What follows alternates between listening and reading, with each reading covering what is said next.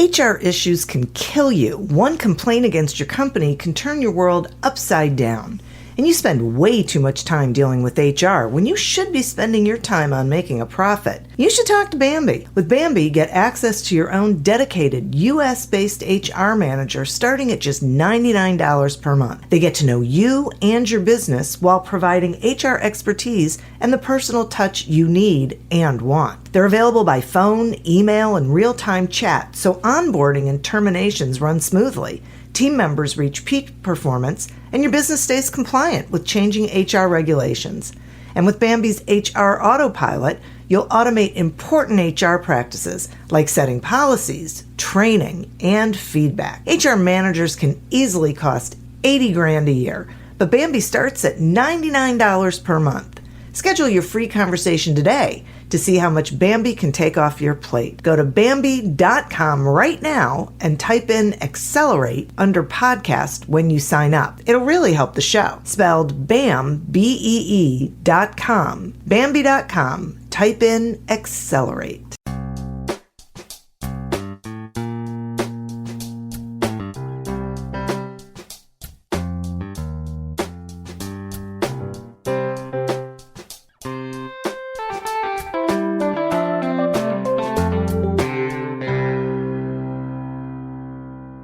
Welcome to Accelerate Your Business Growth with your host, Diane Helbig. Diane is a leading small business development and leadership coach, author, and speaker who is passionate about sharing valuable ideas, tips, and techniques with business professionals worldwide. Diane brings you the world's experts and gurus in all things business. Whether it's sales, structure, social media, planning, or plateauing, guests bring their expertise and energy to each episode. When growing your business is your focus, Accelerate Your Business Growth is the show to listen to. Got a topic or guest suggestion? Let Diane know. The goal is to make sure you have the information you need to move your business forward. Thanks for joining us. Settle in and enjoy. Hi, everybody. Thank you so much for joining us. Today's podcast is sponsored by Audible.com. Audible.com is a leading provider of spoken audio entertainment and information. Listen to audiobooks whenever and wherever you want. Get a free book when you sign up for a 30-day free trial at audibletrial.com/businessgrowth. This podcast continues to gain recognition as a great resource for small businesses and entrepreneurs, from MSNBC's Your Business to Inc.com to Proven, Fit Small Business, People First, a whole bunch of other sites. Accelerate Your Business Growth podcast, is enjoying inclusion on lists of the best podcasts to listen to. This is due in great part to the guests that I have the pleasure of talking to. These are folks who have expertise in a variety of business areas, and they join me to have a conversation and share that expertise so that all of you can do better things in your business. Today, we have such a guest. My guest today is Hugh Littleton. Hugh, president of Hugh Littleton Consulting, is an international corporate leadership trainer known as the Leadership Guru. Hugh is the author of the book Legacy Building Through Extraordinary Leadership. He's provided leadership development to more than 25 organizations in Northeast Ohio, across the United States, and in the United Kingdom. In addition, he's the winner of the 2010 Cleveland Business Connect Magazine Best Speaker and Facilitator Award, named the Keynote Speaker of the Year in 2014 by CBC Magazine, and was a 2016 finalist for CBC's Keynote Speaker of the Year. Thank you so much for joining me today, Hugh. Thank you, Diane. It is my pleasure indeed. Well, I am thrilled to have you on. I'm very excited for your book, and leadership is one of my favorite topics. So we're going to have some fun beating this up. And I would like to start asking you if you could define for the listeners what effective communication is for leaders. great. I believe, and I coined this as a Hugh'ism, that effective communication is only when the message is received as intended. And I believe that it's a series, yes, I believe it's a series of asking questions. And as you know, Diane, there are only two ways to ask questions. They're open-ended and closed-ended. And that's how you get to the heart of the matter, to find out what the person that you are having a great dialogue with is really saying or intending to say. That is so great. So do you think that some, I'm using air quotes, leaders communicate without, and think that they're doing a good job of expressing themselves, but their message really isn't getting across? Oh, absolutely. What I've found in my leadership career and talking with and helping to facilitate leaders at every level is that sometimes they will not clearly provide expectations. So here's how it works, Diane.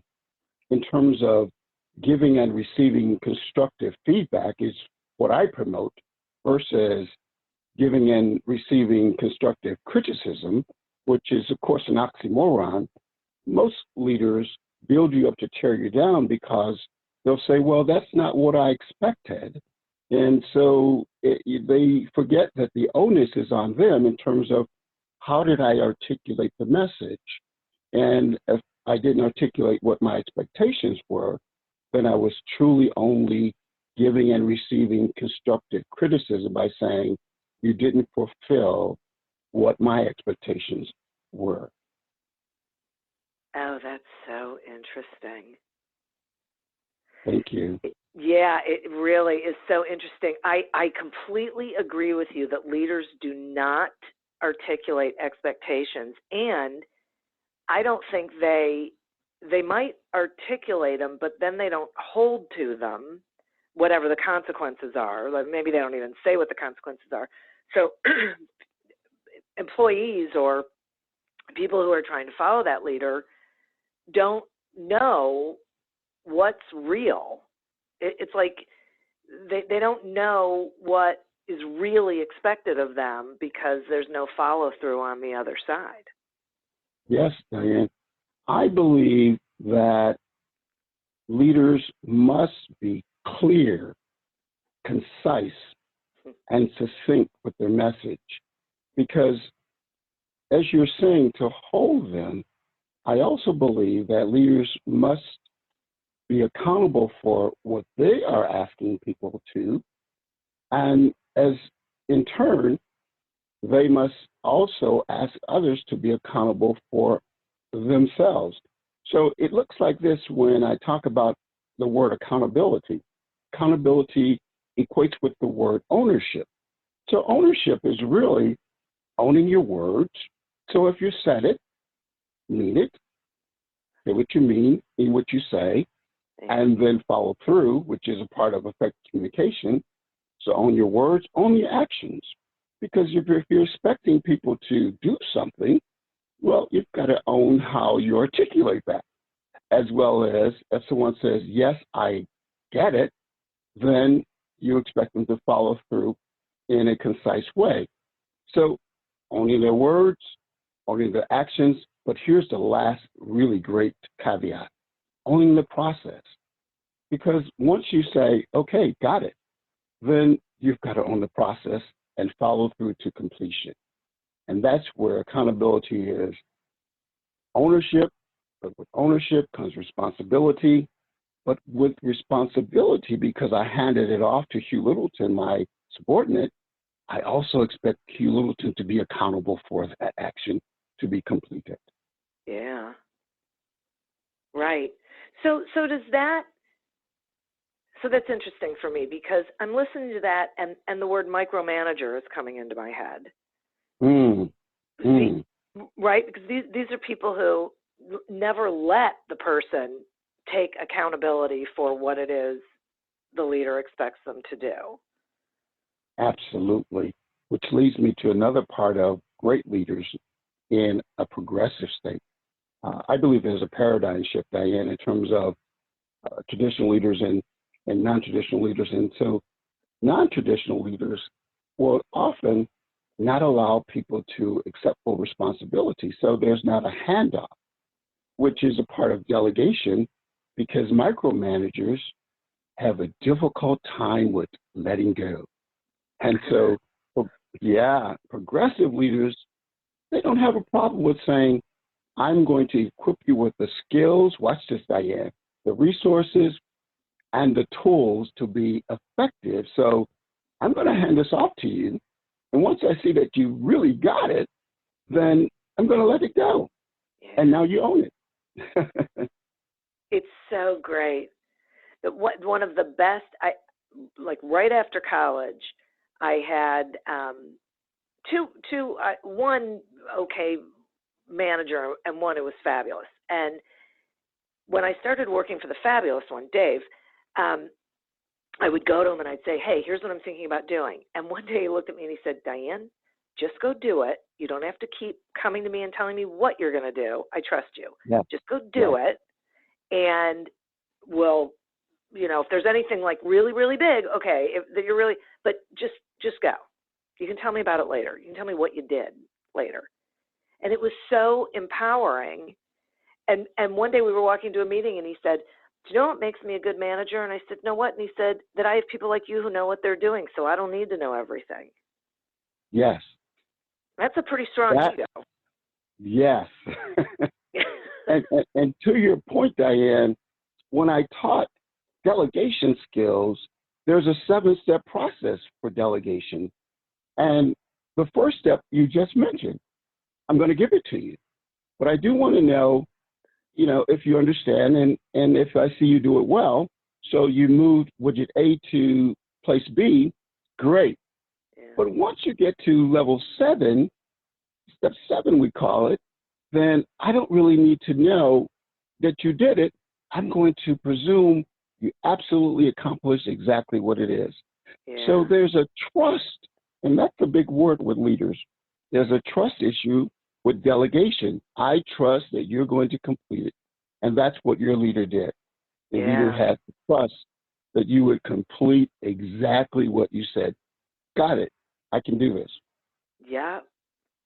And it was so empowering. I mean, it had a huge impact on my growth and my development as a leader in that organization and moving on, because I really felt empowered and supported. And I knew when I was uncomfortable, I could go to him and say, okay, wait, this I really do need to talk to you about. And he would do it. He would appreciate. He would see that, this is something that I need to weigh in on or whatever. If I was just looking for some guidance, it was really an incredible experience. And we just don't see, I don't think, enough, quote, leaders doing that sort of thing. It's absolutely a paradigm shift that I truly try to embrace with leaders that I talk to who want to have that progressive kind of mentality with their employees or subordinates or even their peers. And you mentioned some great words in terms of empowering and allowing me to show up and bring my own talents, my skills, my resources to the job so that I can feel comfortable. But here's where the other part of leadership growth is, and you mentioned it, it's that leaders must be, Diane, they must be approachable. And I believe that leaders simply have to be vulnerable. Now, that doesn't mean that you're to the point of exposing everything about yourself, but vulnerability simply means I'm okay with you showing up and bringing the best of you. So leaders must not be so, I don't want you to overshine me. Great leaders truly want folk to progress further than they are. Yeah. Yeah, that's awesome. Yeah, I'm so glad you just said that, because I was thinking about competition, and there shouldn't be a competition, right? You're more successful when your people are more successful. Absolutely. Yeah, that is so great. Okay, So talk to me about the concept of coaching like a leader. Oh, great.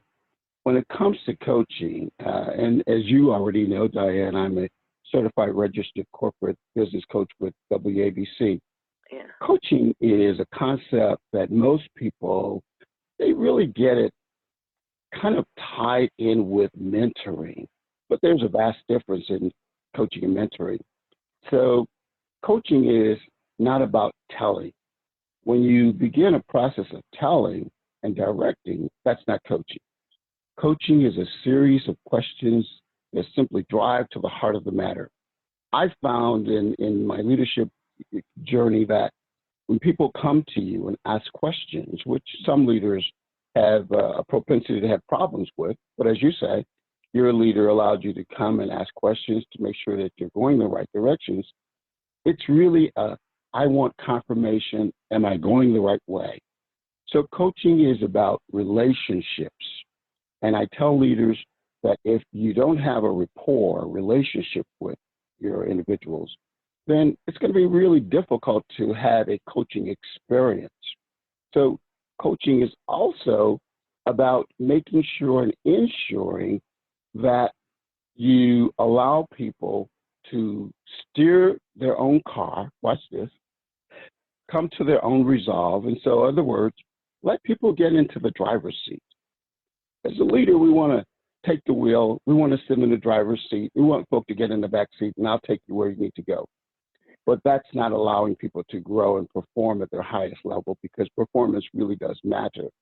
So you want people to grab the wheel, steer their own car, come to their own resolve, and get to their own resolution and resolve. And that's how people grow.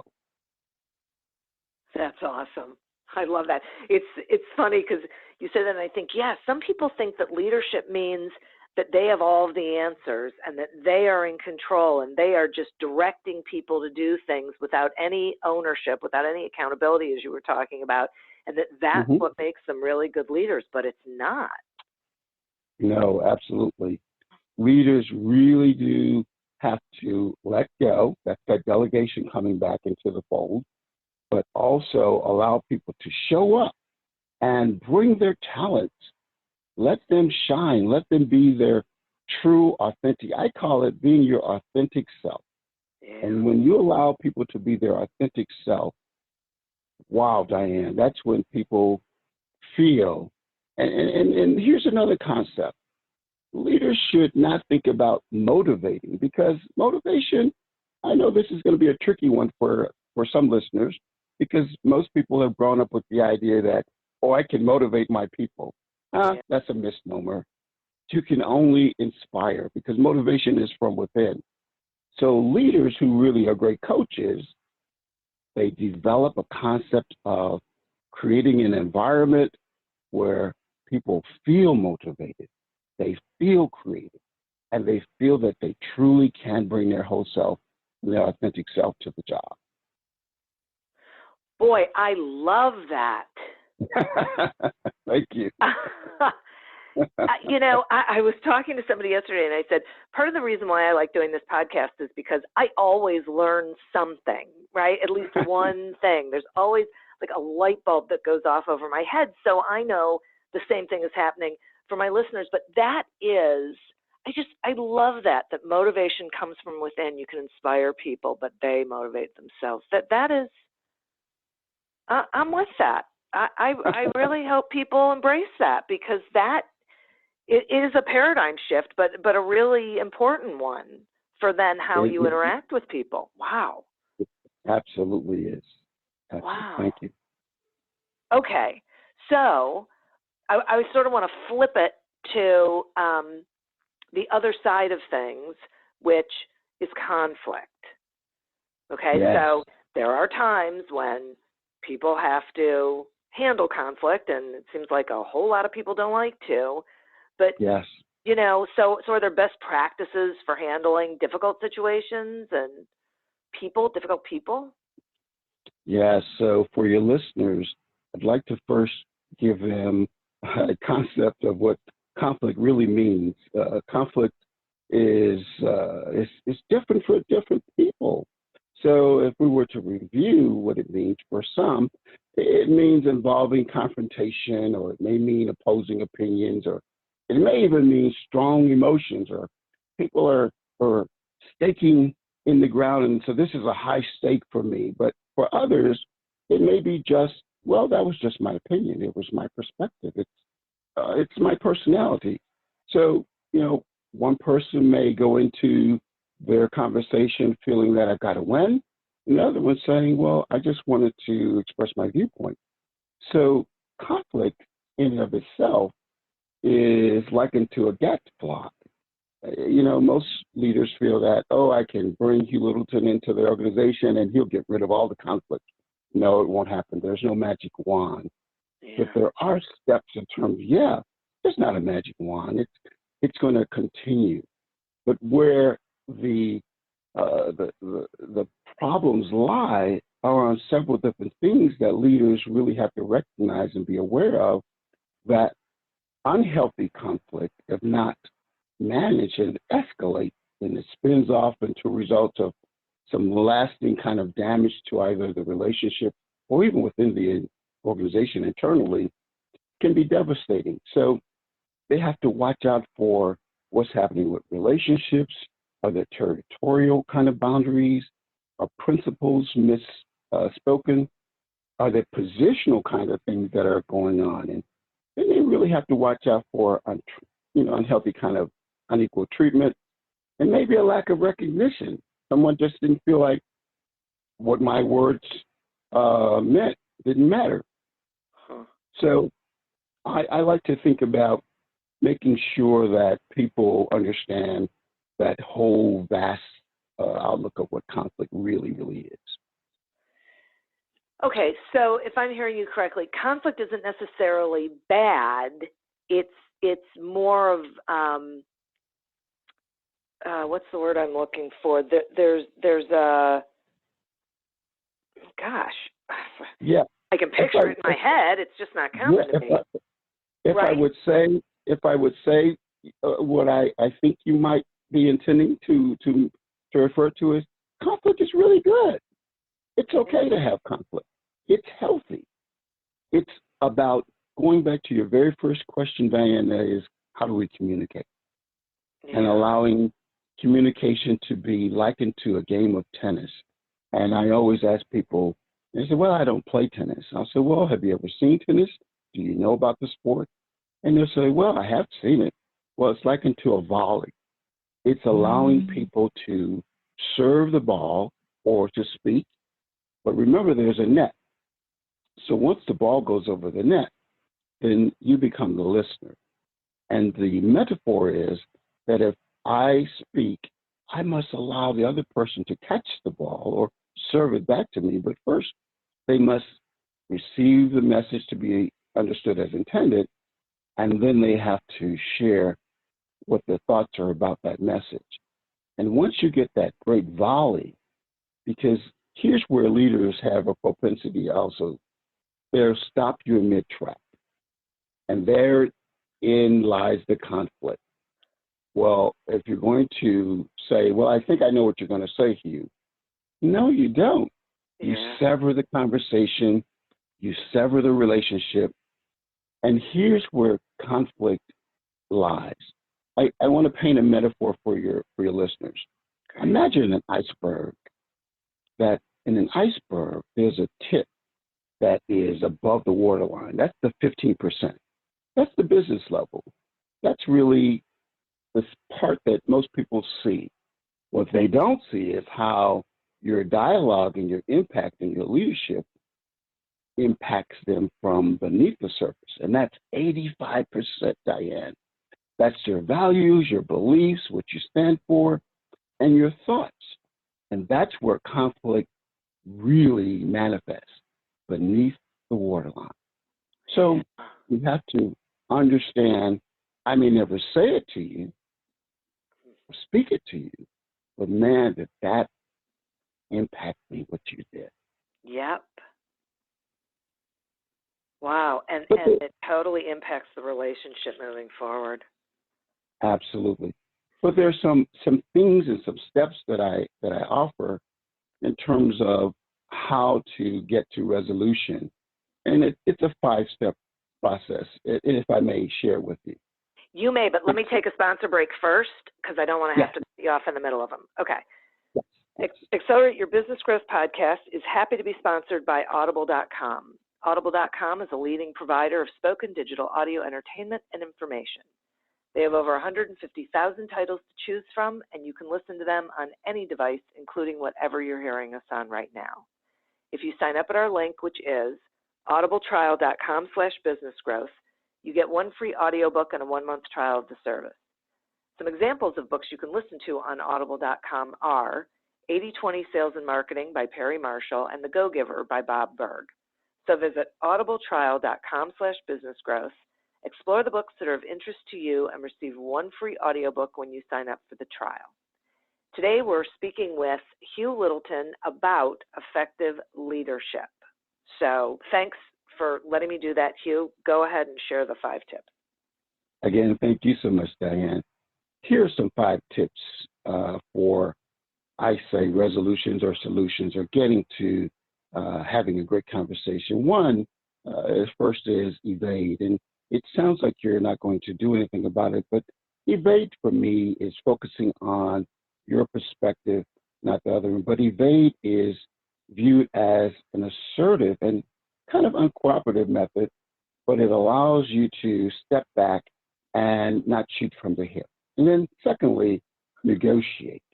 And negotiation follows this process. It's when people focus on the other person's perspective, while still holding on to their own views. But it's also considered an opportunity to neglect your concerns and then hear someone else in terms of, well, your thoughts really do matter. The third one I'd like to speak on is partnering. I love partnering because partnering is seeking the best outcome without rushing to judgment. And partnering is truly saying, we both have a voice, we both have our thoughts. Let's have a mutual ability to have a strategy for diplomacy so that we can seek great resolution. Fourth is considered contest, and it's where everyone has an opportunity to really speak their mind and get their thoughts across. So it's saying, I want the ability to say, what I mean is this. And so it's not that you're protesting, it is, give me my moment. And then lastly, to adapt. Here's where both parties really do see they're empathizing with each other, they're really finding out mutual goals, mutual purpose, and mutual outcomes. And it really does work. I believe those steps, when you address them, and you don't have to do them simultaneously or consecutively, but you can choose, well, this particular time, I think it's best for me to partner with you. Or at this particular time, maybe I'll just evade and I'll hold my thoughts until I have more information that's more factual, and then I can make my point more legitimately. Thank you, Diane, for that. Interesting. Thank you. I get it. I think it's really valuable, and it feels like it requires the ability to respond instead of react. Absolutely. Yeah. Absolutely. Yeah. Yeah, which is so important, and we have a tendency to react and not even give ourselves an opportunity to figure out what we really want. And I believe once people react, they're not at their highest level of reasoning ability. Yeah. And so it's taking that deep breath and allowing you to reason well. And great leaders reason well. They're at their highest, calmest second gear. I call it go to second gear and step back and look at it from a different vantage point. Yeah. Yeah, it's important. There's no question.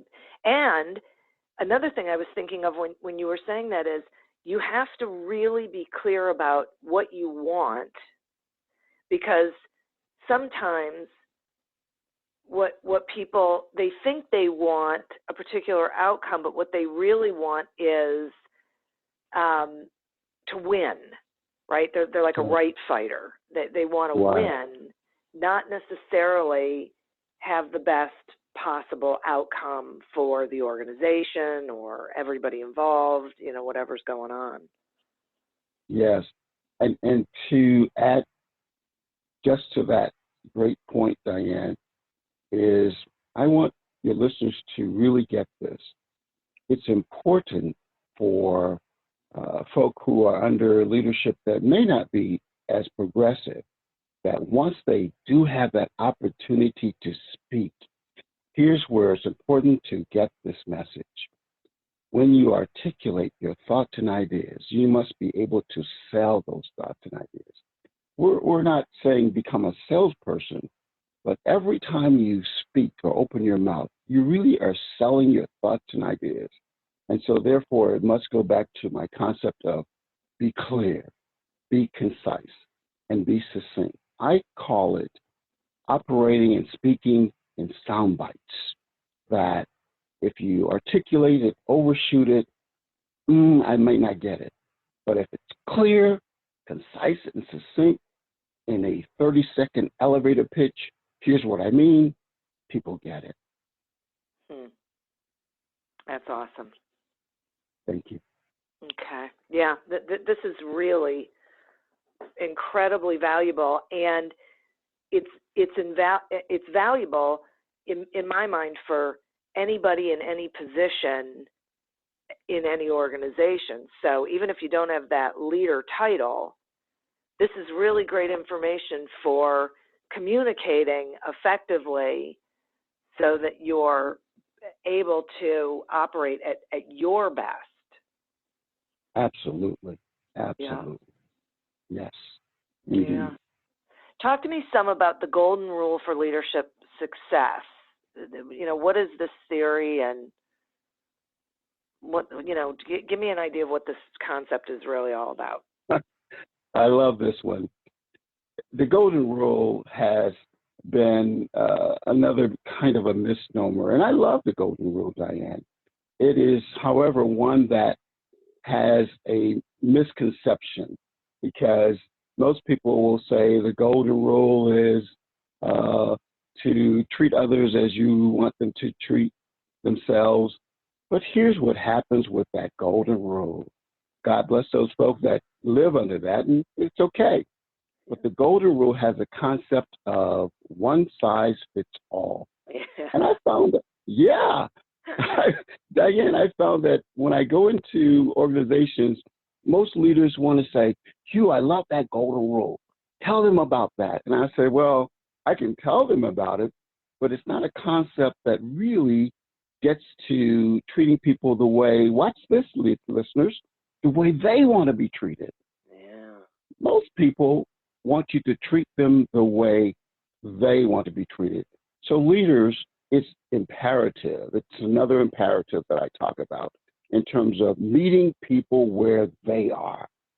And once you have the ability to meet people where they are, that's anyone in your organization from any position, any level, any rank, that it's about meeting them in a place of understanding.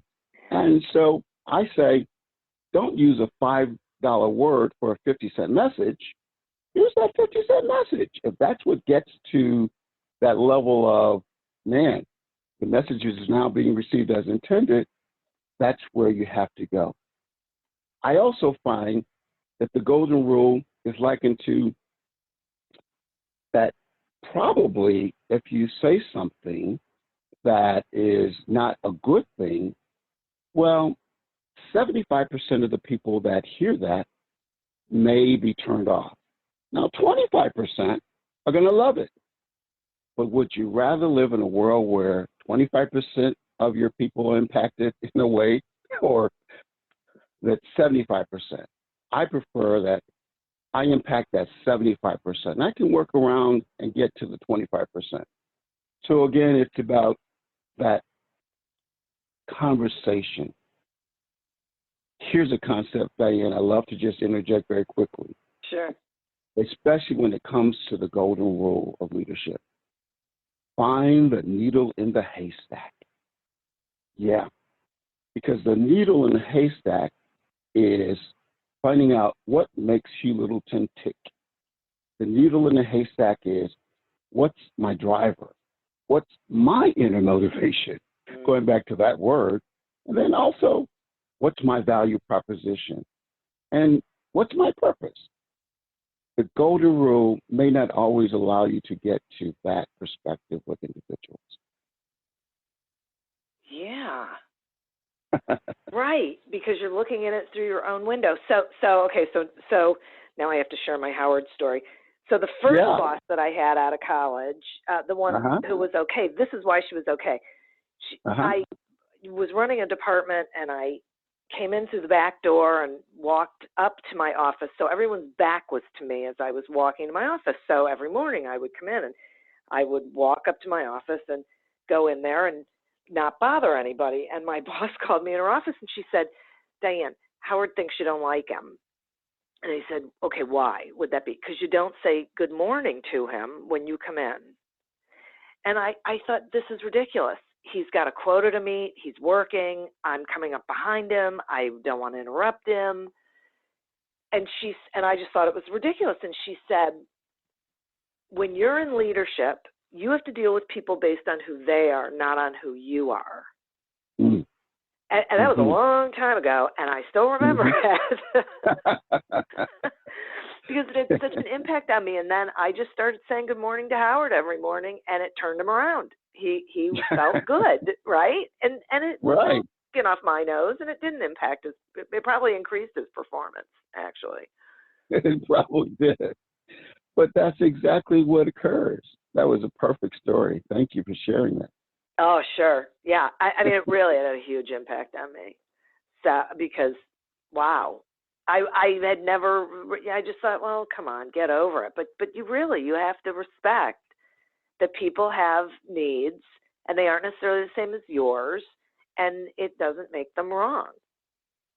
Exactly. And sometimes we almost have to get to that, let's agree to disagree until we can come to a better resolution. Yeah. That's good. So I would like to get your thoughts on time management, because this is a huge topic for all sorts of people. And on the one hand, I sometimes wonder if there is even such a thing as managing your time. So I'm curious what your thoughts are on that. Here are my thoughts, Diane, and I love talking about time management as well. But once again, when it comes to managing time, it's a misnomer. Yeah, it's a concept that we often, pay a lot of money to go to different courses to learn about it. And most of our leaders will say, Hugh, I need you to start managing your time. And I'm graded on that. And so it puts great stress on folks, because here's the real matter about time management, that you cannot manage time. You can only manage yourself. So here's something that is an analogy that I like to throw out, Diane. It's if we would just talk, in terms of rhetorically speaking, there are only 24 hours in a day, yes? And you would probably say, yeah, there's only 24 hours in a day. So what if I gave you 1 extra hour? What would you do with that 1 extra hour? Rhetorically speaking, you'd probably say, well, I'd probably sleep. And you would be... How did you know? That's what I would say. Yeah. Well, that's the number one answer, Diane, people give in my classes when I speak, in terms of I sleep. I say everybody gets a prize, because that's the number one answer. very seldom, Diane, would you hear people say, oh, I'm going to be more productive, effective, efficient. It doesn't happen that way. So it's about now being your best self in terms of how am I going to manage me? How am I going to be the best me? And leaders also have to understand that when you give deadlines, and it's about making sure and ensure that you check in, that you, at different intervals, you say, so here, where you are on this project, because that's also allowing you to keep kind of managing you, because you can't manage time. You want to make sure Hugh's going to get it to you on time, but that's the concept. So, there's definitely a paradigm shift. Yeah, for sure. Yeah. It's so true. Yeah, there's some things that you can conceptually do. And if I may just shoot a couple of those. Sure, that'd be great. Yeah. So, leaders really need to analyze what's in your control and what being, in control. And leaders need to really realize what are the crucial and essential kind of goals and expectations, because that's going to affect and impact how you get those things done. And leaders really do need to establish a paradigm shift in terms of helping folk organizing and allowing people to ask for help. That's a big thing right there, because some folk have a fear, Diane, for asking for help, but it's a great paradigm shift. It allows you to find out what's needed and how I can get to accomplishing this. So here's some tips. One is, it's recommended that for every 1 minute of planning, you're going to save about 10 minutes of productivity. I also believe in, the 80-20 rule. And I'm sure you're familiar with it, and your leaders are. It's a great one. But most folks don't utilize it as greatly as they should, in terms of, if you have 10 things that you must get accomplished, you think about what are the 2 most significant things that are going to have the biggest bang for my buck. There's also a concept called the 90-10, and rarely talked about, but the 90-10 is, if I have those 10 things and I don't have efficient or sufficient amount of time, what's the one thing that I really, if I want to say I'm going to feel good about, I accomplished something significant for my entire day, you get that one thing done out of the 10. And that allows you to go home and say, well, I got the biggest thing and most significant thing done that I need to get done. So just a few tips for your listeners. Those are great. Thank you. I think those are tremendously valuable and important, and makes me feel better already. Because now I know I can just pick one thing, and no, I'm kidding. So emotional intelligence is been all the buzz for years, and I think is pretty important in leadership. Can you talk about how do I want to ask this question? Really what the value of emotional intelligence is for a leader, and just, give us some insight into that, how people can, I don't know, maybe maximize and be cognizant of that part of their being. Absolutely. It is by far trending as one of the competencies, if you will, and I call it an imperative to, as leaders have in their toolkit, and that is, giving definition first, is that emotional intelligence is really, it's defined as a set of competencies, but it's really about demonstrating your ability and having the ability to recognize your own behaviors, your moods, your impulses, and be able to manage them accordingly in various situations. So I found, Diane, that leaders who follow great emotional intelligence concepts have 85% greater career success. 85% greater career. Yeah. And so it's significantly important for the paradigm shift, those progressive leaders, to understand that it's about how you control you, not becoming so emotional, but having great reasoning ability, the ability to communicate again, that bottom line word again, communicating effectively in the workplace. And so I have a philosopher of choice, and there are some great gurus. Yeah, there's some great gurus in alma mater, Baldwin Wallace, that is really a phenomenal guru in emotional intelligence, and Case Western Reserve, of course. But here's what Daniel Goleman for me has put it in his most pragmatic and practical way, and I love his application. It's 5 steps, and it's self-awareness.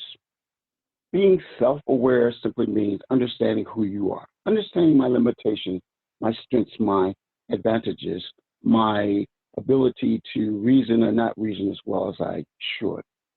Self-regulation is the second one. Being able to control my own, emotions, not being hijacked. That amygdala that says, I'm going to snap Hugh's head off if he comes to me with one more question. and being able to control that impulse. The third one, I should say, is self-motivation. This is where I get the concept that, from Daniel Goleman, you can't motivate others. It's an internal, it's a will. You must have the internal will to do and want to move. And so those 3, just by themselves, self-awareness, self-regulation, self-motivation, that's just for the individual. But here's the last 2, empathy. Empathy is now the second greatest imperative for leaders. The first one is listening. Leaders need to listen more and speak less. 2 ears, 1 mouth, right? 2 ears, 1 mouth. And then empathy allows you to put yourself in Hugh's shoes. Hugh didn't get it. So let's understand some coaching needs. What do I have to do to find the needle in the haystack for Hugh Littleton? Where can I meet Hugh Littleton where he is? Because that last and final one is building effective relationships. You don't always have to really, go to Dave & Buster's every Friday with your employees, but you must have a rapport. You must value them to have ability to reach them where they are so that you can get them to where they need to be. So I find that that's how this emotional intelligence really does matter when it comes to a paradigm shift for great listeners and great leaders and people who want to make a difference in their organization or even in other lives. I really appreciate that, because I do think some people, when they hear emotional intelligence, they think, oh, that means I have to be mushy, and that's not what it is. It's just, those are the great 5 things, that it's really about being present, being self-aware, regulating, being able to empathize, just all of those things. And that's real. Those are things anybody can learn how to do if they're not already good at it. Do you think? I absolutely agree. It's not about being touchy-feely. It's not about being pleasant at all times or being courteous. It's really about just what you say, having the ability to there again, meet people where they are, and having the concept of saying, I'm okay with where you are. But you said something that's phenomenally accurate. That is, emotional intelligence can be learned. It's a learned behavior. So it's a great thing. Here's the difference between IQ. Here's the difference, Diane, between that IQ and EQ. So IQ allows you to be as smart as everyone else in the room. It gets you in the job, but EQ allows you to stay in that job. Yeah. That's great. Yeah. Thank you. And your IQ sort of is your IQ. Yeah, it is right? what it is. Yeah. It is what and some of us may not have the ability to get smarter, Yeah. But we do have the ability to learn different behaviors and competencies. Yeah. Yeah. That's great. Okay. So, leadership legacy is an interesting concept for me, and I would love it if you would explain it to our listeners. Absolutely. So I love the fact that leaders now have a great opportunity to meet people where they are and to get them to where they need to be. That becomes a new level of accountability, a new level of responsibility, that it's not always about me. It's how do I leave an impact so that whoever I touch, and by the word touch, I mean have impact and influence, because there's a great word, influence, that now be trending, and you have an influential kind of way that you can inspire people to get to where they need to be. And so that allows you to leave a legacy in terms of succession planning for organizations that, I just retired. I think that maybe I've left some legacy, at my former, great opportunity or great employer, Yeah. that someone's going to pick up that baton and they're going to carry it. Leaders have to recognize it's about passing the baton and allowing others to now grow and achieve their highest level of who they really are.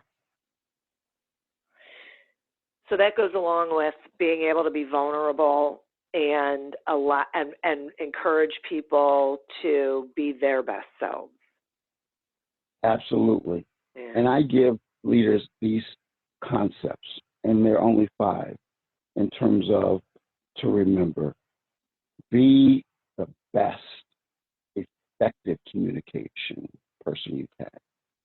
Allow people to trust you, because if they don't trust you, then they won't follow you, and there's no confidence to follow you.